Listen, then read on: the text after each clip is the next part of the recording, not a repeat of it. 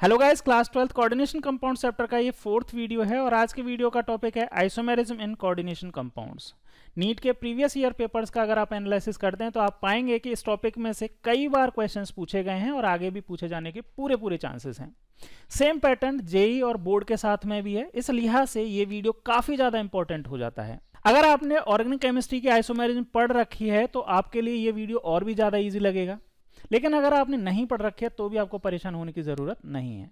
यहाँ पे एक चीज़ और मैं आपको बता देना चाहता हूँ कि एनसीईआरटी में जो कुछ दे रखा है, यहाँ पे 2 टाइप्स की आइसोमेरिज्म दे रखी है, स्ट्रक्चरल आइसोमेरिज्म 4 टाइप की दे रखी है। इन्हीं में से नीट जेईई या बोर्ड में क्वेश्चंस पूछे जाते हैं। कई बुक्स में और कई जगह पे बहुत ज़्यादा इस आइसोमेरिज्म के बारे में पढ़ाया जाता है, उतना यहाँ पे पूछा नहीं जाता। अगर आपने एनसीईआरटी की लाइन बाय लाइन क्लियर कर ली और चीज़ें समझ ली तो आप हर एक कॉम्पिटिटिव एग्जाम या बोर्ड के एग्जाम का हर एक क्वेश्चन ईजिली अटेम्प्ट कर पाएंगे। तो यहाँ पे जितनी भी चीज़ें हैं उनको और सिंप्लीफाई करने के लिए मैंने इसको नोट्स के फॉर्म में आपको समझाऊंगा, जिसमें पूरी की पूरी NCERT line by line cover हो रही होगी। इन नोट्स को भी मैं आपको टेलीग्राम चैनल पे शेयर कर दूंगा, वहां से आप डाउनलोड कर सकते हैं। टेलीग्राम चैनल की लिंक डिस्क्रिप्शन में दी हुई है, वहां से आप टेलीग्राम चैनल ज्वाइन कर सकते हैं। चलिए स्टार्ट करते हैं आइसोमेरिज्म की डेफिनेशन से। आइसोमेरिज्म क्या होती है? 2 और मोर देन 2 कंपाउंड्स जिनके मॉलिक्यूलर फॉर्मूलाज या फिर केमिकल फॉर्मूला बोल सकते हैं वो सेम हो, लेकिन उनकी फिजिकल और केमिकल प्रॉपर्टीज जो होती हैं वो डिफरेंट हो। ऐसे कंपाउंड्स को हम क्या बोलते हैं? आइसोमर्स बोलते हैं, और उन कंपाउंड्स की प्रॉपर्टी को आइसोमेरिज्म बोलते हैं। समझ में आया? अब ये जो केमिकल और फिजिकल प्रॉपर्टी डिफरेंट है, उसका रीजन जो है वो डिफरेंट हो सकता है। इस रीजन के बेसिस पे ही टाइप ऑफ आइसोमेरिज्म 2 टाइप्स की होती है। सबसे पहले होती है स्ट्रक्चरल आइसोमेरिज्म और दूसरी होती है स्टीरियो आइसोमेरिज्म। स्ट्रक्चरल आइसोमेरिज्म का मतलब है कि स्ट्रक्चर डिफरेंट होने की वजह से फिजिकल और केमिकल प्रॉपर्टी जो होती हैं कंपाउंड्स की वो डिफरेंट होती हैं। स्टीरियो आइसोमेरिज्म या स्पेस आइसोमेरिज्म या इसको ही 3D आइसोमेरिज्म भी बोलते हैं। इसका मतलब है कि स्ट्रक्चर का मतलब जो बॉन्डिंग है वो तो सेम है, मतलब सेंट्रल मेटल के साथ में जो लिगेंड्स की बॉन्डिंग है वो तो सेम है, लेकिन उनका स्पेस या 3D में अरेंजमेंट जो है वो डिफरेंट है। उस अरेंजमेंट की वजह से अगर फिजिकल और केमिकल प्रॉपर्टीज डिफरेंट हैं तो उस आइसोमेरिज्म को क्या बोलते हैं? स्टीरियो आइसोमेरिज्म या स्पेस आइसोमेरिज्म बोलते हैं। स्ट्रक्चरल आइसोमेरिज्म जो एनसीईआरटी में है वो 4 टाइप की है। इसके अलावा कोई भी क्वेश्चंस नहीं पूछा जाएगा आपसे नीट जेईई या फिर बोर्ड में। 4 टाइप की कौन कौन सी है? Linkage isomerism, coordination isomerism, ionization isomerism और सॉल्वेट या फिर हाइड्रेट आइसोमेरिज्म। स्टीरियो आइसोमेरिज्म 2 तरह के हम पढ़ेंगे, जियोमेट्रिकल आइसोमेरिज्म या जियोमेट्रिक आइसोमेरिज्म और ऑप्टिकल आइसोमेरिज्म। ठीक, बात करते हैं सबसे पहले स्ट्रक्चरल आइसोमेरिज्म की। स्ट्रक्चरल आइसोमेरिज्म क्या होती है, फिर उनके टाइप के बारे में बात करेंगे। जैसा मैंने बताया कि स्ट्रक्चर डिफरेंट होगा। स्ट्रक्चरल आइसोमेरिज्म में क्या होगा? मॉलिक्यूलर फॉर्मूला या केमिकल फॉर्मूला तो सेम होगा, लेकिन जो फिजिकल और केमिकल प्रॉपर्टीज में डिफरेंस था वो किसकी वजह से है? स्ट्रक्चर की वजह से है। स्ट्रक्चर डिफरेंट होंगे। और स्ट्रक्चर का मतलब क्या है ये आप अच्छे से समझ लेना। स्ट्रक्चर का मतलब है bond arrangement around the central atom. ठीक है, जैसे अभी टाइप में हम यही चीजें पढ़ेंगे कि डिफरेंट टाइप के अरेंजमेंट चेंज हो जाते हैं। जो सेंट्रल मेटल एटम है उसके साइड में जो लिगेंड्स हैं उन लिगेंड्स का बॉन्डिंग जो है वो डिफरेंट हो जाएगी। बॉन्ड अलग अलग टाइप के बन जाते हैं। जैसे कैसे कैसे चेंज हो सकता है वो देखते हैं। सबसे पहली टाइप की जो आइसोमेरिज्म है वो है लिंकेज आइसोमेरिज्म। लिंकेज आइसोमेरिज्म में भी स्ट्रक्चर डिफरेंट होंगे। ये तो आप समझ के, ये तो मान के चलो कि स्ट्रक्चर डिफरेंट होगा, यानी कि बॉन्ड अरेंजमेंट जो है सेंट्रल मेटल से वो डिफरेंट होंगे। अब कैसे कैसे होंगे, उसका रीजन क्या रहेगा वो रीजन समझ लीजिए। जैसे लिंकेज आइसोमेरिज्म कब आएगी? जब एम्बिडेंट लिगेंड्स प्रेजेंट होंगे। एम्बिडेंट लिगेंड्स क्या होते हैं? एमबी का मतलब होता है 2। वैसे लिगेंड्स में हम इसको डिटेल में बात कर चुके हैं, लेकिन मैं थोड़ा सा आपको अभी भी आइडिया दूंगा कि एमबी का मतलब होता है 2 और डेंट का मतलब होता है बॉन्डिंग। ऐसे लिगेंड्स जिनके पास 2 बॉन्डिंग साइट हों, 2 बॉन्डिंग साइट्स जिनके पास हों, उनको हम क्या बोलते हैं? एम्बिडेंट, है ना, बॉन्डिंग साइट्स। अब यहाँ पे एम्बिडेंट या फिर डाइडेंट, इसमें क्या डिफरेंस होता है? देखो, एम्बिडेंट जो होता है वो एक टाइम में सिर्फ एक ही टाइप का बॉन्ड बनाता है, यानी कि ये होते कैसे हैं? मोनोडेंट टाइप के हैं। इनके पास मोनोडेंट टाइप के होते हैं, मोनोडेंटेड होते हैं, लेकिन इनके पास साइट 2 होती हैं। जैसे फॉर एग्जाम्पल समझो, जैसे HCN एक एम्बिडेंट लिगेंड है, HCN एक एम्बिडेंट लिगेंड है जिसमें सल्फर से भी बॉन्ड बन सकता है और नाइट्रोजन से भी बॉन्ड बन सकता है, लेकिन एक टाइम में ये सिर्फ एक ही साइड से बॉन्ड बना पाएगा। जैसे अगर इसने सल्फर से बॉन्ड बनाया तो इसको बोलेंगे थायोसाइनेटो S, क्योंकि सल्फर से बॉन्ड बना रहा है ये मेटल के साथ में। और अगर ये नाइट्रोजन के साथ बॉन्ड बनाता है तो इसको बोलेंगे थायोसाइनेटो N। अब यहां पे देखो, यहां पे मेन चीज है बॉन्डिंग कैसे डिफरेंस हुई।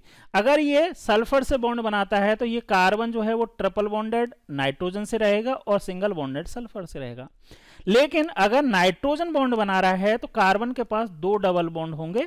और यहां पे ये देख पा रहे हैं कि जो बॉन्डिंग है ओवरऑल इस कोऑर्डिनेशन स्फीयर की अगर हम बात करें तो कोऑर्डिनेशन स्फीयर में बॉन्डिंग ही चेंज हो गई। मेटल और यहाँ पे सल्फर की बॉन्डिंग है, यहाँ पे मेटल और नाइट्रोजन की बॉन्डिंग है, ठीक है। तो यहाँ पे बॉन्डिंग ही चेंज हो गई। तो इन दोनों ही कंपाउंड्स को हम आपस में क्या बोलेंगे, लिंकेज आइसोमेरिज्म। और लिंकेज आइसोमेरिज्म कैसी है, स्ट्रक्चरल आइसोमेरिज्म, क्योंकि लिंकेज की वजह से क्या चेंज हो रहा है, स्ट्रक्चर चेंज हो रहा है, और स्ट्रक्चर के चेंज होने से फिजिकल और केमिकल प्रॉपर्टी चेंज हो रही हैं। समझ पा रहे हैं आप।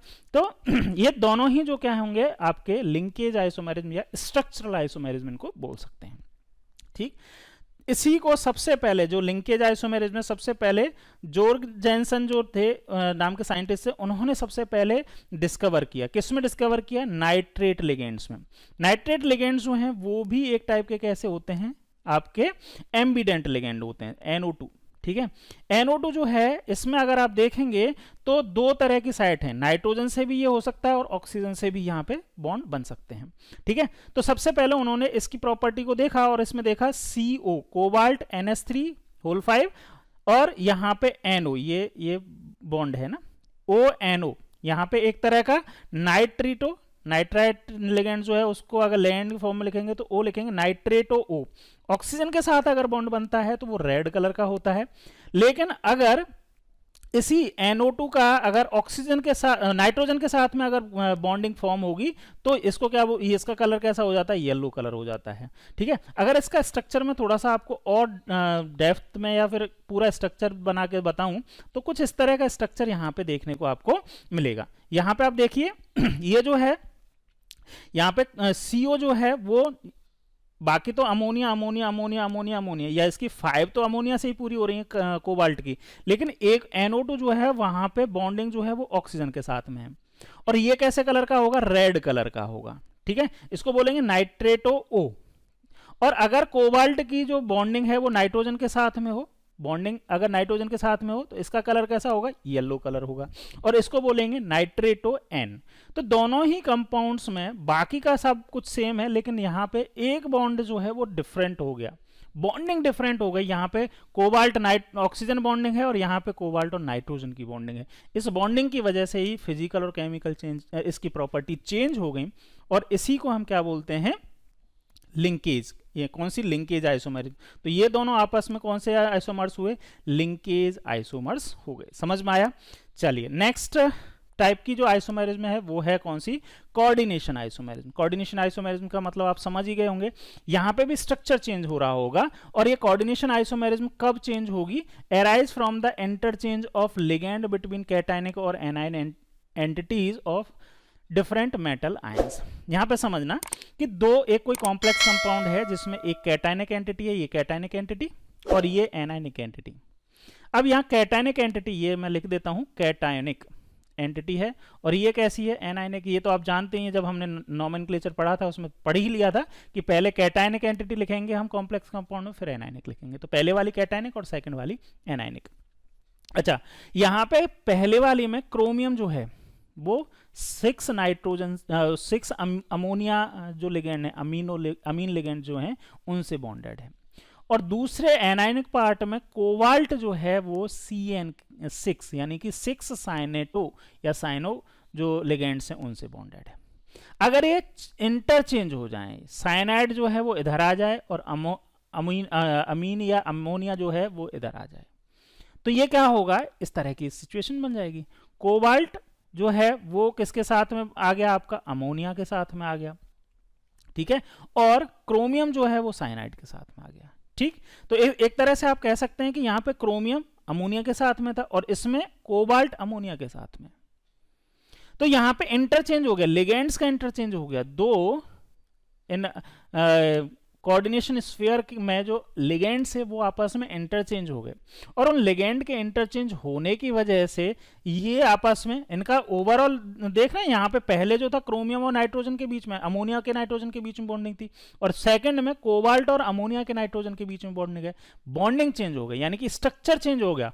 ओवरऑल इनका केमिकल फॉर्मूला है, मॉलिक्यूलर फॉर्मूला तो सेम है, ओवरऑल जितने भी एटम थे पर्टिकुलर एलिमेंट के वो सेम है इसमें और इसमें दोनों में, लेकिन इनकी बॉन्डिंग चेंज हो गई, और बॉन्डिंग चेंज होने से इनका स्ट्रक्चर चेंज हो गया, तो इनको आपस में हम क्या बोलेंगे, स्ट्रक्चरल आइसोमेरिज्म। और स्ट्रक्चर किसकी वजह से चेंज हो रहा है, लिगेंड्स, कैटायनिक और एनायनिक जो एंटिटीज हैं उनमें लिगेंड के इंटरचेंज की वजह से।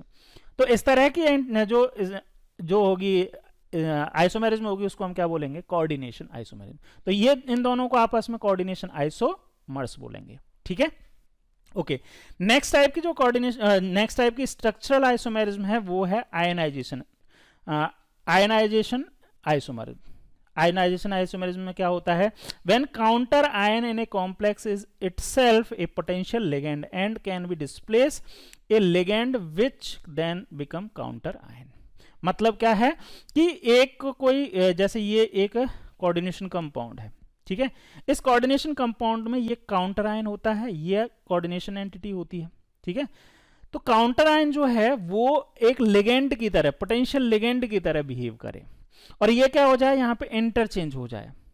क्या हो जाए, जो ये काउंटर आयन है वो लिगेंड की जगह शिफ्ट हो जाए, और जो लिगेंड है वो काउंटर आयन की तरह चेंज हो जाए। तो इंटरचेंज हो जाए किसके बीच में, काउंटर आयन, यानी कि आयनाइजेशन स्फीयर, इस काउंटर आयन को आयोनाइजेशन स्फीयर भी बोलते हैं, और इस कोऑर्डिनेशन एंटिटी को कोऑर्डिनेशन स्फीयर भी बोलते हैं। तो आयनाइजेशन स्फीयर जो है वो लिगेंड की तरह चला जाए, और यहाँ पे जो लिगेंड था वो आयनाइजेशन स्फीयर की तरह चला जाए। तो इस तरह का अगर कोई इस तरह की जो क्या हो जाती है, चेंज हो जाती है।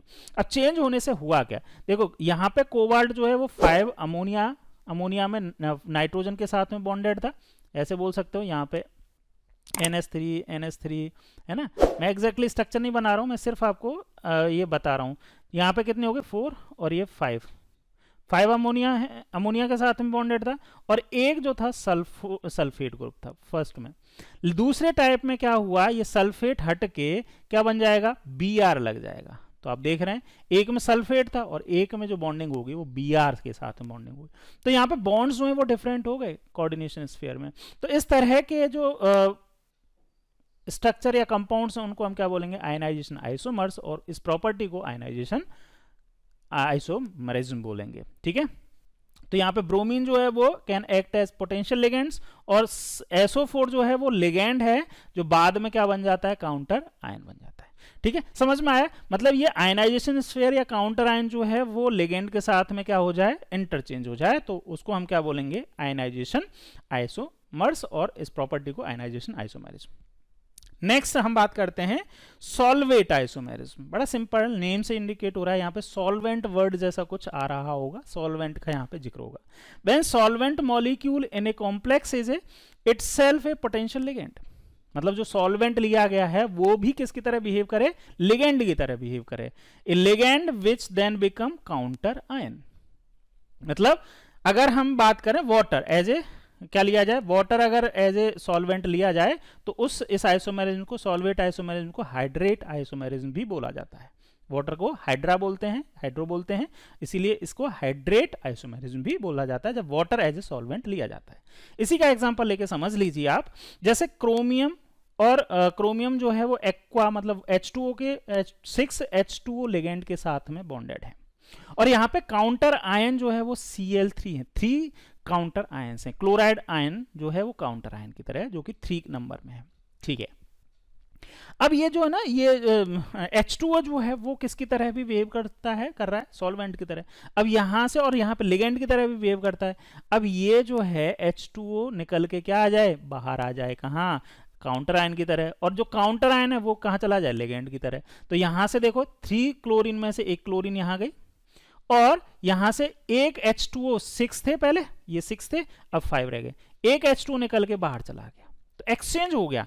मतलब ये एक तरह की सॉल्वेट आइसोमेरिज्म भी एक तरह की क्या है, आयोनाइजेशन आइसोमेरिज्म ही है, लेकिन इसमें जो एक्सचेंज हो रहा है वो सॉल्वेंट मॉलिक्यूल के साथ में हो रहा है। सॉल्वेंट मॉलिक्यूल जो है वो लिगेंड की तरह भी हो सकता है और किसकी तरह, यहाँ पे किसकी तरह बिहेव करेगा, काउंटर आयन की तरह भी बिहेव करेगा। अच्छा, यहाँ पे डॉट H2O जैसे लिखा रहता है ना, तो इसको क्रिस्टलाइजेशन भी बोलते हैं, ठीक है, क्रिस्टलाइन वाटर भी बोलते हैं, वाटर ऑफ क्रिस्टलाइजेशन। तो डॉट H2O है, तो यहाँ पे ऐसा भी बोल सकते हैं कि यहाँ पे तो लिगेंड की तरह काम कर रहा है और यहाँ पे जो है वो वाटर जो है वो एज ए क्रिस्टलाइन वाटर की तरह काम कर रहा है, ठीक है।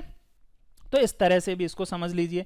लेकिन ये सॉल्वेट आइसोमेरिज्म एक तरह की आप ऐसे समझ सकते हो कि आयनाइजेशन आइसोमेरिज्म का ही टाइप है, जिसमें जो सॉल्वेंट मॉलिक्यूल होता है वो लिगेंड और क्रिस्टलाइन वाटर की तरह काम करता है। ठीक, समझ में आया। तो ये 4 टाइप की ही स्ट्रक्चरल आइसोमेरिज्म हैं जिनमें से क्वेश्चंस पूछा जाता है। बस आपको इतना सा ध्यान रखना है, इसकी कंडीशन याद रखनी है कि कौन सी कंडीशन में कौन सी आइसोमेरिज्म बोला जाता है। बहुत सिंपल है, एक बार चाहें तो वीडियो को रिवर्स करके भी देख लीजिए, अगर आपको एक बार में समझ में नहीं आया दोबारा देख लीजिए, आपको बस कंडीशन याद रखनी है।